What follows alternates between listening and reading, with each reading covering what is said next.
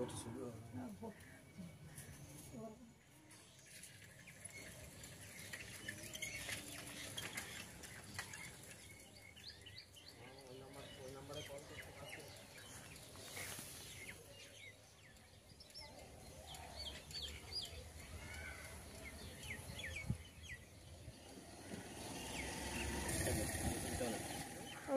আমাদের মাটির বাড়ি, এমনি জল হলে ঘরে জল ঢুকে যায়।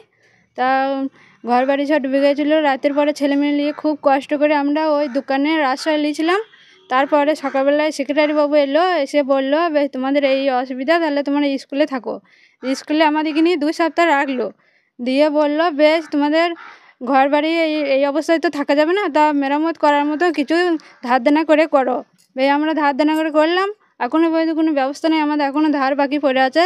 তা কেউ আমাদের কোনো খবরই নেয় না এখনও পর্যন্ত। আমার ঘর পাই নাই। এমনি যারা পাকার বাড়ি তাদেরও আবার ঘর এসছে। তাহলে এটা কীরকম অভিযোগ আনছে? তাহলে আমরা কি ঘর পাবো না? দিদির কাছে তো আমরা দিদিকে এখনও শ্রদ্ধা করি, আমরা দিদির কাছেই এখনও পড়ে আছি। আমরা প্রধান সাহেব রেখে আবার ওরা আশ্রয় দিয়েছিল। তারপর ঘরের জন্য বললাম এই দেবো এই কথা বলছে। হ্যাঁ, ভিডিওকে জানাচ্ছি, ভিডিও কাজ যেয়েছি হবে এই কথা বলছে। হ্যাঁ, আর ঘরে যেটাই মেরামত করেছিলাম সেটাও খরচাটা দেবো বলেছি, সেও দেয় নাই। সে আমি ধার দেনা করে করেছি। কতদিন ধরে বাড়ি পাননি? বাড়িটা বহুদিন পাইনি, দীর্ঘদিন যতদিন বাস করছি আমরা বাড়ি পাইনি একবারই। আর অন্য জায়গায় যাদের বাড়ি আছে তাদের পাকা বাড়ি পেয়েছে, আর আমাদের মাটির ঘর দেখছে, মাটির ইয়ে, আমরা কিছুই পাইনি। তৃণমূল কংগ্রেসের এটাই তো সংস্কৃতি, এটাই তো নিয়ম নীতির মধ্যেই পড়ে। ওরা জনপ্রতিনিধি হিসাবে তো জনগণের কাজ করছে না।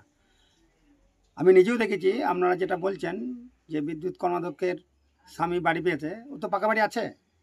তা সত্ত্বেও তৃণমূলের বিদ্যুৎ কর্মাধ্যক্ষ ব্লকের, সেই জন্য ওদের তো বাড়ি আগে দিতে হবে। ওই গ্রামের অনেক সাধারণ মানুষ, গরিব মানুষ আছে, বাড়ি পায় নাই। তৃণমূল কংগ্রেস জনগণের জন্য নয়। শুধু দাসকল গ্রাম বলে নয়, আমার ব্লকের 11টি পঞ্চায়েতের মধ্যে যা নাম আমরা এনকোয়ারি করার পরে আমাদের অলমোস্ট 31% ওপর আমাদের রিজেকশান হয়। তারপরেও যারা 3 তারিখের মধ্যে দরখাস্ত করে তাদেরগুলো আমরা আবার রিচেকিং করি। এই লিস্টের ওপরে তারপরে গ্রামসভা অনুষ্ঠিত হয়।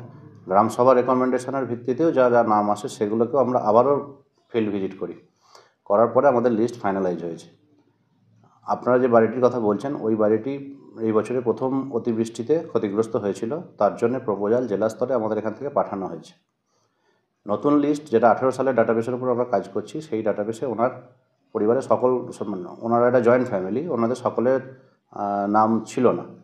সুতরাং পরবর্তী সুযোগ যখন আসবে আমরা অবশ্যই তার নামটি ইনক্লুড করব।